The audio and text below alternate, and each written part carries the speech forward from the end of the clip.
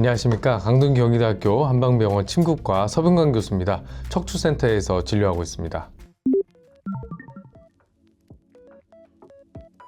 저희가 척추 통증을 갖고 있는 분들에겐 크게 두 가지로 나누어서 보고 있습니다. 하나는 페인 제네레이터라고 부르는 통증 발전소에 대한 것이고, 또 하나는 바이오미케닉이라고 부르는 역학에 대한 것입니다. 쉽게 이해를 하시자면 퇴행성 변화와 동반된 염증을 저희가 보통 페인 제네레이터, 그러니까 디스크 인대 관절에서 어떤 문제가 있는가 라는 뜻이 되겠고요. 그리고 바이오미케닉, 즉 역학이라고 하면 척추에 힘이 걸리는 방향에 문제가 있다 라는 뜻이고요. 대표적으로 이해할 수 있는 건 측만이라든가 척추의 전위증 등을 말한다고 생각하시면 되겠습니다. 그러면 이때 한방에서는 그럼 어떻게 접근하느냐를 이해하시면 좀 좋을 것 같은데요. 한방에서는 사람의 몸 전체를 저희가 바라봅니다. 그러니까 앞서 말씀드린 통증을 일으키는 직접적인 원인, 그리고 오늘 통증을 심하게 느끼게 되는 역학, 그리고 여기에 대해서 환자분이 갖고 있는 몸의 특성, 저희가 동의보감에서 이거를 10가지로 분류를 해서 십종요통이라고 부르게 됩니다. 주로 디스크 환자분들은 허리가 아프고 다리가 저린 경향이 있으신데, 이런 부분들은 저희가 십종요통 중에서 훅요통이라고 하는 것에 해당이 되겠고요. 그 밖에 환자분들이 갖고 있는 정서적인 문제와 동반된 경우에는 기요통, 아니면 이제 몸에 붓거나 이제 무거운 통증을 호소하는 담음요통, 한 곳이 특별하게 아프면서 쑤시면서 아픈 이런 것을 저희가 어혈통, 이렇게 나눌 수가 있겠습니다. 이렇게 다양한 상황에 맞춰서 환자분들에게 적절한 치료를 진행해 드리고 있습니다.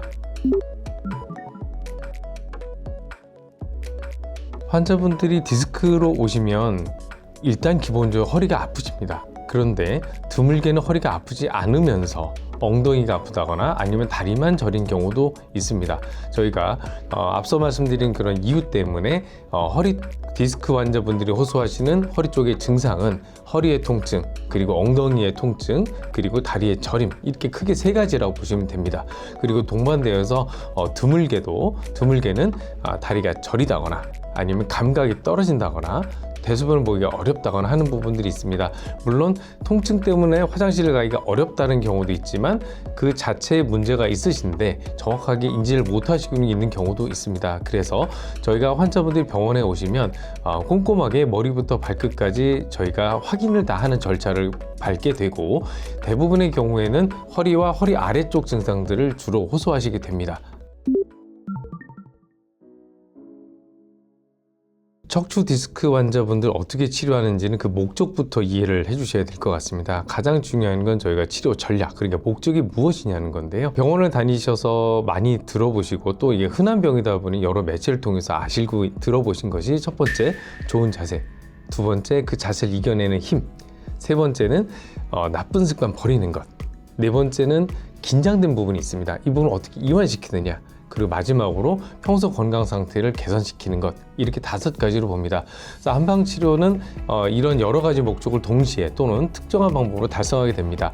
예를 들어서 가장 흔하게 알고 계시는 침이라고 하면 통증을 줄이고 다리가 저리다거나 또는 드물게 마비 등이 있는 경우에 사용합니다. 근데 침도 단순히 바늘로 살을 찌르기만 하는 것이 아니라 우리 목적이 있는 처방이 존재합니다. 가장 흔하게 쓰는 게 저희가 사암침이라고 부르는 것 같은 경우에는 사암침은 오장육부의 기능을 개선시킵니다. 그러니까 소변을 보기 어렵다, 잠을 자기가 어렵다, 또는 동반된 다른 증상들로 괴롭다, 이럴 때는 그거에 맞게 저희가 침 처방을 구성을 하게 되고요. 주로 손발에 쓰는 침을 말합니다. 그리고 그 다음으로는 동시침이라는 것도 많이 사용하게 되는데, 요거는 이제 활동 범위를 늘려주는 것을 주된 목적으로 합니다. 침을 맞고 있는 동안 빠르게 증상을 줄이고, 그리고 개선 가동력을 늘리는 것이 목표가 되겠습니다. 그리고 다음으로는 뜸을 많이 쓰게 되는데, 뜸은 침과 비슷합니다. 이유는 침자리에 침을 넣으면 침이 되고요, 뜸을 넣으면 뜸이 됩니다. 근데 뜸은 열과 그 약물 자체의 특성 2가지를 동시에 사용을 하게 됩니다. 그래서 우리 온열작을 이용해서 차갑거나 시리거나 또는 오래된 통증일 때 뜸을 많이 쓴다, 이렇게 이해를 하시면 좋을 것 같고요. 그 다음으로 부항이 있습니다. 부항은 피를 빼는 것을 주로 잘 이해하고 계실 겁니다. 그래서 어혈을 제거하고 그래서 순환을 개선시키고 급한 통증을 빠르게 줄일 때 저희가 부항을 많이 사용을 하게 되고요. 그리고 최근에 많이 쓰는 치료법으로 약침이 있습니다. 약침은 침과 약을 함께 사용한다라고 생각하시면 쉽고요. 환자분마다 필요한 저희가 변증이라고 합니다. 어떤 문제가 있는지 찾은 다음에 그거에 맞는 약물을 저희가 주사약으로 되어 있는 것이 있습니다. 이 약침액을 활용을 해서 침자리에 주입을 함으로써 효과를 냅니다. 본질적으로는 효과를 길게 가는 걸 목적으로 하고 약물의 특성마다 다릅니다. 가장 흔히 알려져 있는 것이 봉독약침인데요. 봉독약침은 벌의 독을 추출해서 주사약으로 만든 다음에 우리가 사용을 합니다. 안전하게 그리고 양을 조절할 수 있도록 만드는데 기본적으로는 염증을 잡고 통증을 치료하기 때문에 디스크 환자분한테 널리 사용을 하고 있습니다. 그 다음으로는 침도나 매선 같이 최근에는 좀 강한 치료 방법도 쓰게 되는데요. 매선은 우리가 침자리에 흡수되는 실을, 약실을 주입을 해서 이게 흡수되는 기간 동안에 지속 자극을 주는 것을 목표로 합니다.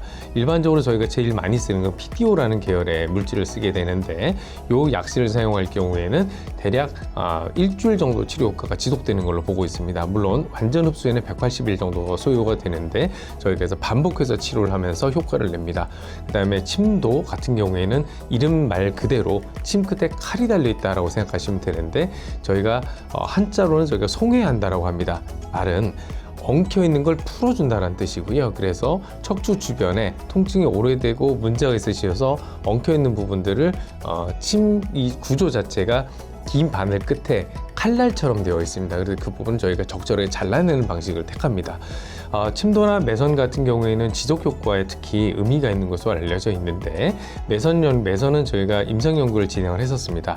저희가 보통 일주일에 한 번 내지 두 번 정도 진행을 했을 때 저희가 대부분의 치료가 종료되면 리바운드 돌아가서 되튀는 효과가 있는데 이 부분을 많이 줄이는 데 도움이 되는 걸로 알려져 있습니다. 한약 같은 경우에는 워낙 복잡하게 사용할 수가 있습니다. 환자분의 평소 건강 상태를 개선한다는 것이 가장 기본적인 목표라고 생각하시면 되는데 저희가 특히 척추 환자분들한테 사용하는 건 특별한 처방이 있습니다. 이 몇 가지 처방들은 염증과 통증을 치료하고 그리고 앞서 동반된 증상 중에 대표적인 대변을 보기 어렵다, 소변을 보기 어렵다 또는 어딘가가 저린다, 잠이 안 온다 이런 각각의 증상에 맞게 저희가 적용한다 이렇게 이해하시면 편할 것 같습니다. 운동법에서 제일 중요한 건 무리하지 않는 겁니다. 저희가 치료의 목적 자체가 좋은 자세, 버티는 힘, 나쁜 습관에서부터 해방, 그리고 긴장된 부분을 이완시키는 것 이렇게 되겠습니다. 그렇기 때문에 운동은 본질적으로 좋은 자세를 유지하는 걸 도와줍니다. 좋은 자세라 그러면 여러 가지 저희가 학술적으로도 있지만 오늘 기억하셔야 될 부분은 긴장을 이완하는 것 그 자체입니다. 그러니까 가장 기본적으로 저도 지금 앉아있는 자세에서 엉덩이를 등받이에 끝까지 밀어서 밀착시킨 상태에서 등을 펴려고 노력하고 있습니다. 평소에 쉽지 않으실 텐데 이 자세가 가장 기본적으로 좋은 자세입니다. 이 자세가 유지가 될 때 필요한 게 뭐냐면 허벅지, 엉덩이, 옆배의 근력입니다. 그러니까 이 근력을 만드는 게 본질인데 이 근력을 동시에 만들어주는 운동은 사실은 걷기하고 달리기밖에 없습니다. 달리기를 세게 달리실 필요는 전혀 없고요. 모든 운동은 어느 것을 해도 좋다라고 저희가 다 되어 있습니다. 다만 앞서 하지 마셔야 된다고 했던 운동들 앞으로 숙이거나 또는 제자리에서 뛴다거나 하는 건 안 됩니다. 그러니까 줄넘기를 하신다거나 윗몸 일으키기 하는 건 안 좋은 겁니다. 지금 제가 앉았을 때도 잘 보시게 되면 허리가 엉덩이를 뒤쪽으로 완전히 붙이고 허리를 등받이에 붙였습니다. 이 상태에서 가슴을 편다라고 생각하시면 맞습니다. 그러니까 가슴을 펴고 어깨를 펴시고 혀를 뒤로 젖히면서 고개를 뒤로 쭉 미십시오.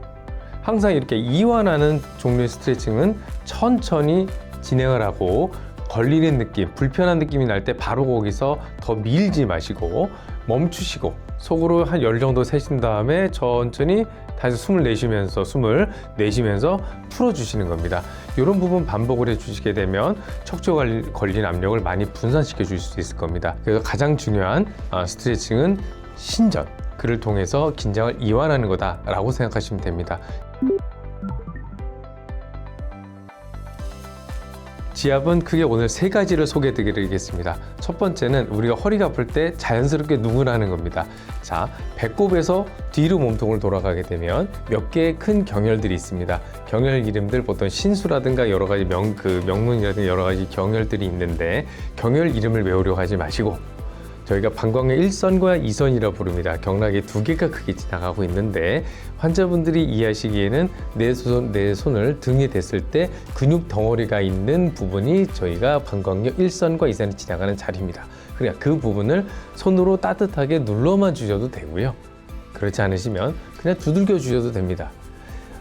지압이라고 해서 너무 강하게 누르시면 관절까지 상합니다. 따라서 천천히 두들겨 주는 정도로 충분합니다.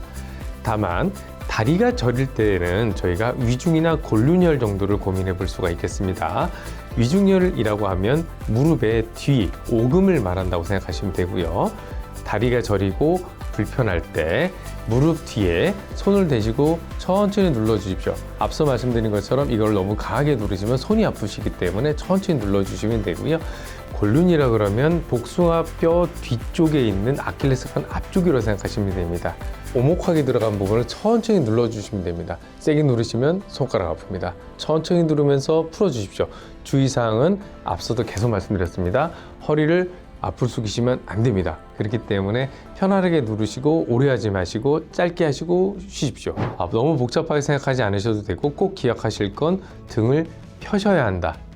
등을 펴시면서 허벅지, 엉덩이 옆에 힘이 생기도록 많이 걸어 주셨으면 좋겠다. 그리고 운동만으로 허리가 좋아질 리가 없습니다. 무리하지 마시고 충분히 쉬십시오. 충분히 쉬어도 안 되면 병원을 찾아주시고 적절하게 치료를 받은 다음에 관리 습관을 잘 배우십시오. 그러면 충분히 건강한 생활을 하실 수 있을 거로 생각합니다. 감사합니다.